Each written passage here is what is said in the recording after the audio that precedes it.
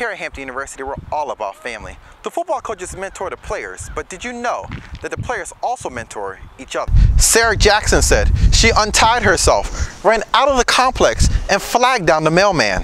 Un niño de 8 años llamado Mario, mientras caminaba por el parque, se encontró $100. AAA says gas prices are expected to jump to $5 by the end of the month, leaving many travelers rethinking their summer plans. It's the summer sizzle that just won't go away. Over the past couple of days, temperatures have risen over 90 degrees, and officials are telling everyone to just try and stay cool. For CBE News, I'm Juan Diasgranados, where we're here live in Phoebus, Hampton. Thanks for joining me this afternoon. I'm Juan Diasgranados. A&M 20-10 with 1:52 to go in the third. Time now for ESPNU's Campus Connection, a program designed to get the pulse of the campus through student-generated content. ESPNU's Campus Connection correspondent Juan Diasgranados explains how at Hampton, the football coaches ensure the team sticks together through the demanding schedule.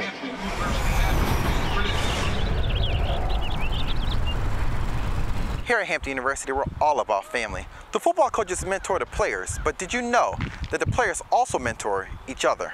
Head football coach Donovan Rose divides the team up into groups, like a real NFL draft. A lot of the time we're in study groups, helping each other, with classes and things like that, whatever it may be. If I'm doing something, it's more than likely you'll see my group with me. Not only does this build relationships on the field, but off the field, the players learn more about each other. All right, thank you very much. You see 1, 2, 3, and in an instant, a flood of teenagers packing this Montgomery County 7-Eleven. Police say about 3 dozen juveniles organized a flash mob late Saturday night around 2 a.m. We talked to the owner's son by phone. The store owner says they took items out of the store without paying. You can see in the video that about 25 to 35 teenagers enter the store all at once. They grab everything they can grab and they run out of the store. It looks like it was pretty organized. According to Mohammed Johansif, the store clerk was helpless. All he could do was call police and hit the panic button behind the counter. It's shocking to see they're not afraid of any repercussions from their actions. They're all smiling, they're laughing about it, they're grabbing everything they grab and they just run right out of the store. It's like they're not afraid of law enforcement. Montgomery County Police are taking this crime very serious. It is a criminal offense. Anyone involved in this type of event should know that the Montgomery County Police are going to investigate this seriously with a lot of effort. Johansson said police responded, but by then it was too late. An officer looked at the video but didn't take a copy of it. Items such as candy, soda, and ice cream were all taken. He thinks it may be a copycat crime, similar to the ones taking place in Philadelphia, which have been violent and have resulted in a teen curfew crackdown. It's just not right. Like, do the right thing. It's not a good life to live. So far, Montgomery County Police have identified 4 of those teenagers in a surveillance video.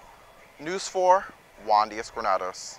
We all say there's always that one person that changed our lives here at Hampton. And to the choir members, Royzell Dillard was theirs. He was a mentor, basically. He was like really my father away from home. He was very humble. His humility is what I remember most about him. He was confident within himself, but he was always humble. He was like my self-proclaimed big brother. He was the choir director and assistant professor in music, but in the memory of his students, the title doesn't describe who Dillard was. Mr. Dillard's been my choir director since my freshman year. I'm a senior now, so he's definitely had a serious impact on my whole college career. It's like we were family. I consider Mr. Dillard like an uncle or father figure to me, and you never really know how much you miss somebody until they're gone. Energetic, dedicated, and devoted are some of the words that define the accomplished musician. He is a Hampton alum and has been on faculty for over 25 years. He received his bachelor's and master's at Hampton. He served as the co-music director for the Hampton University's Ministers Conference. Throughout the year, Dillard would conduct concerts here in Ogden Hall. But today, the students will be doing some conducting of their own.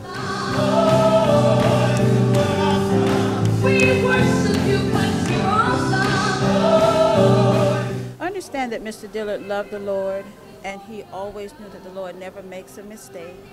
and that he would expect us to accept life's tragedies and unexpected moments and move forward with life.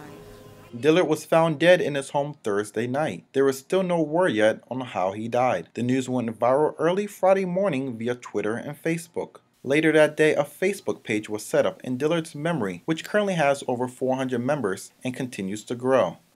Students, faculty, and alumni share even more of those personal connections they made with Dillard. He left a lasting legacy of excellence in music and service. Students will honor the melody of Dillard's life and the songs they sing in memory of him.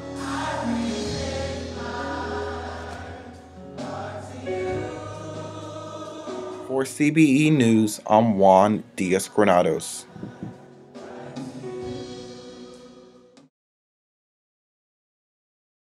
I was like, this is highly exaggerated. Stephanie Artberry is referring to the YouTube video posted last night. She couldn't believe her eyes. I was like, this is crazy, because I'd heard talk of it, but when I watched, even from the first slide, I couldn't believe it. The video highlights the flaws of Hampton University. Students have expressed outrage and want to find out who created the video. I just feel like a lot of people are going to pay more attention to Hampton as far as the things that he was saying about the coal and everything. I think we're just going to get a lot of negative media about it. The video shows various clips around campus, including outdated facilities, environmental concerns, and even one professor's controversial remarks. If you're going to be nitpicky, at least do it in an honest way. At least write an article or something like that. At least attach your name to something instead of being anonymous about it, because usually when you're anonymous about something, it goes to show that you know that you're wrong. And Kaiser does have a point. The video says curfew begins at 10 p.m. when in reality it begins at 11 p.m.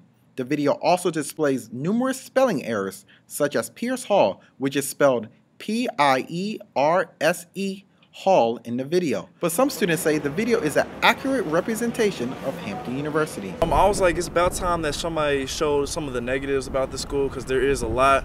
There are a few positives, of course, but you know, there's just so much wrong with this school. I feel like we need to make a big change. Our voices need to be heard, and we need to just stand up and do something about it. Director of University Relations at Hampton University, Yuri Milligan, said this in a phone conversation. The video was blocked on the campus network because it contains a lot of false statements, and many students and alumni have complained. We have began a process of submitting a complaint to YouTube because the video defames the university. For now, the video is still on YouTube with over 500 views. Artberry says she still loves Hampton.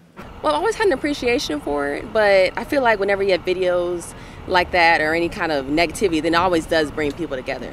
For CBE News, I'm Juan Diasgranados.